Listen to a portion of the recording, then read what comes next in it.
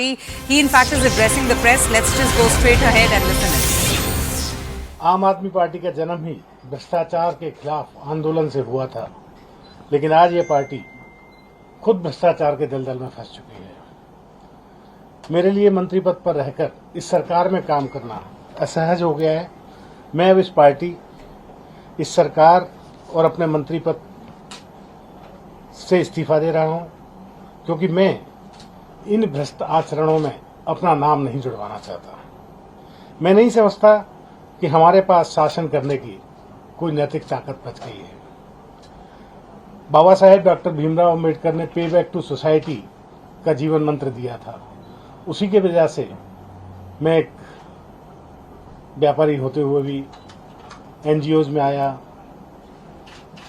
MLA बना, जनप्रतिनिधि बना, मंत्री बना कि लोगों की सेवा होगी। और मैं यहाँ आया ताकि पे बैक टू सोसाइटी को सच्चे अर्थों में साकार कर सकूं।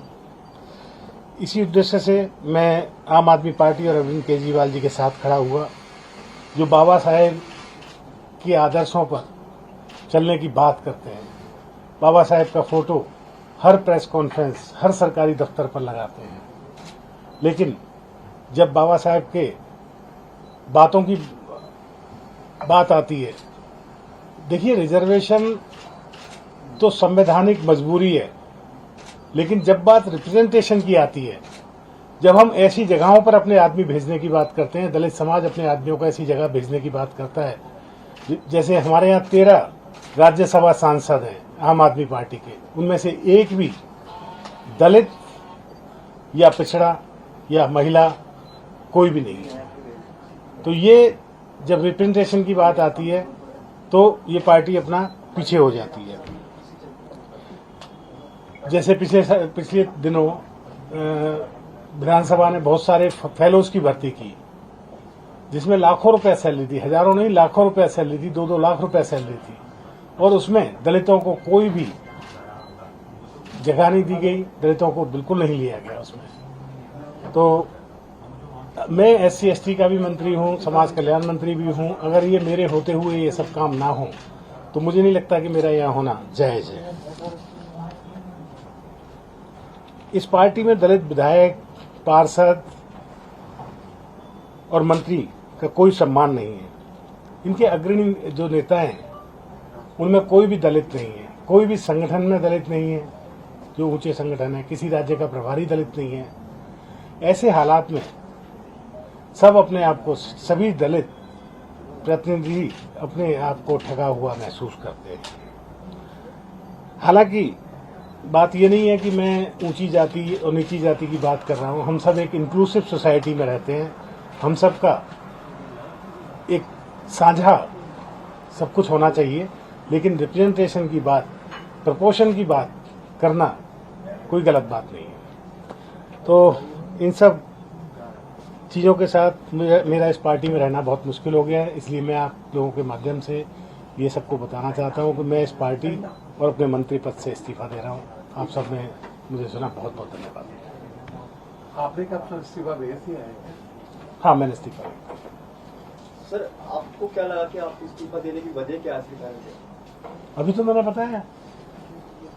लेकिन अचानक ऐसे समय में क्यों दिया है, जबकि बिल्कुल लोकसभा चुनाव? ऐसे समय और वैसे समय की बात नहीं होती। आदमी घुट रहा होता है, घुटते घुटते एक दिन खड़ा हो जाता है। और ये है कि हमें फंसाया जा रहा है।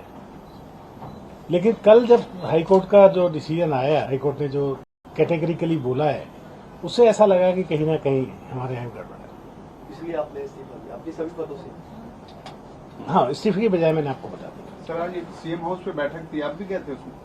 नहीं, वो मैं नहीं किया।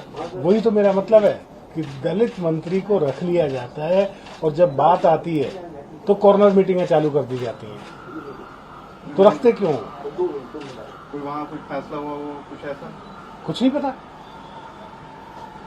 सर, एक बार छोटा सा दोबारा बोल दो। क्या रिपीट कर दो, एक बार रिपीट कर दो। वजह छोटा सा, मैंने सभी आज मैं अपने सभी पदों से और आम आदमी पार्टी की प्राथमिक सदस्यता से इस्तीफा दे रहा हूं और ये सब करने के बाद मैं हल्का महसूस कर रहा हूँ। धन्यवाद। ओके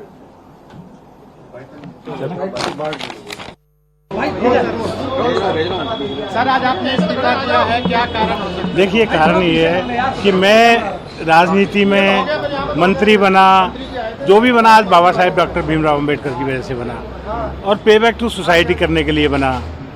दलितों की जब रिप्रेजेंटेशन की बात आती है तो जो पार्टी अगर उससे पीछे हटती है तो मुझे फिर वहाँ रहने का कोई औचित्य समझ नहीं आता, इसलिए मैंने किया। तो क्या किसी पार्टी में आप जाएंगे? नहीं, मैं कहीं नहीं जाएगा। Thank you.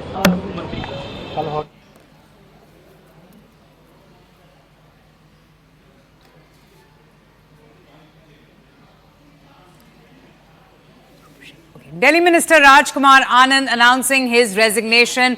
He said that his conscience doesn't allow him now to be part of a party that faces such serious corruption charges. He went on to say that the party is anti-Dalit. He's been extremely upset. He also says that the Aam Aadmi Party is facing an existential crisis as the entire Delhi excise scam clouds its anti-corruption image. Rupashri joins us for more on this. Rupashri, tell us a little bit more about this Minister Rajkumar Anand, who has tendered his resignation. He seems to be quite upset with what has been happening within the Aam Aadmi Party. Over to you. Rajkumar Anand actually is the Aam Aadmi Party MLA from Patel Nagar, and he was inducted into the cabinet after the resignation of the other minister, Mr. Rajendra Pal Gautam, who the chief minister and his deputy then, that is Manish Sisodia, had asked to resign following his comments on a Buddhist conversion ceremony. In fact, the ceremony was by itself a very traditional ceremony that had been going on ever since the time of Ambedkar. But because it was election time and because the BJP made a big issue of it and said that he was anti-Hindu, so Rajendra Pal Gautam had to resign, and Rajkumar, the other minister, had to be brought into the cabinet. Now, remember the first time when the chief minister was summoned, and that was on 30th or 31st of October, if I remember correctly, and he was asked to appear on 2nd of November. And the chief minister did not appear that day. On the very same day, actually, there were raids by the investigating agencies in the house of Rajkumar Anand, which went on for over 24 hours, including in the night. Right. And this kind of statement that he has made is actually the worst fears of the Aam Aadmi Party, the top brass coming true, because after all, he is a Dalit and he was a minister. The deputy speaker in the Delhi Assembly, Rakhi Bidlan, is also a Dalit. Now, when he is saying that despite him himself being a minister, that the party is anti-Dalit, and he has now raised questions about the chief minister's credibility, about the government's credibility, then the question really rises is that whether he now represents the exodus from the Aam Aadmi Party. That's the big question. That is the big question. Because, you know, Rupashri, if I just may ask you, if I just may interrupt you there, because that was a very pertinent point that you raised. Politics is all about perception, isn't it? It seems it's fight or perish time for Aam Aadmi Party as it's navigating its legal battles, governance clashes, and most importantly, pressure from the BJP, from the opposition here in the national capital for the chief minister to resign. So just to come to that question, is it the beginning of many more to leave the party? Well, absolutely. It may just be the beginning of many more to leave the party. And people who would be leaving the party would be those who would be feeling the pressure, who would be feeling vulnerable. Yes. Now, remember, Rajkumar Anand, until day before yesterday, was very much with the party. I remember he was many a times in the Delhi Assembly also participating in protests and also giving statements against the Chief Minister's arrest. Today, he has quoted the High Court's verdict yesterday, which was in fact, which went completely against the Chief Minister Arvind Kejriwal, went against the Aam Aadmi Party, and actually the High Court, in a way, it actually ripped apart all the arguments that were given by Arvind Kejriwal's lawyers, and that actually has given a lot of ammunition, not just to the opposition, but when you talk about Aam Aadmi Party's cadre, even there is a question in their minds as to whether whatever is happening, whether it is genuinely a question of political vendetta, and the Aam Aadmi Party has been trying to convince its cadre, or is there something more? And if you look at the development of events, the day that Sanjay Singh came out of jail,